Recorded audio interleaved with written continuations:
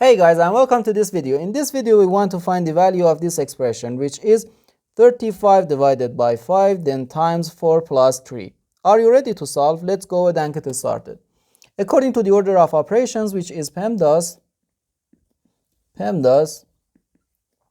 P stands for parentheses, E stands for exponents, M and D stands for multiplication and division, and A and S stands for addition and subtraction.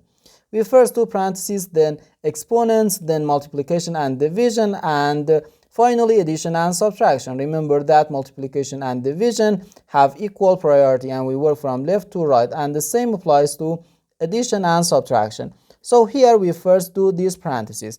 4 plus 3 gives us 7. So our expression equals 35 divided by 5 then times just 7. In this expression, we have one division and one multiplication. As we know, multiplication and division have equal priority and we work from left to right. So first, 35 divided by 5, which equals 7. And 7 times 7 equals 49.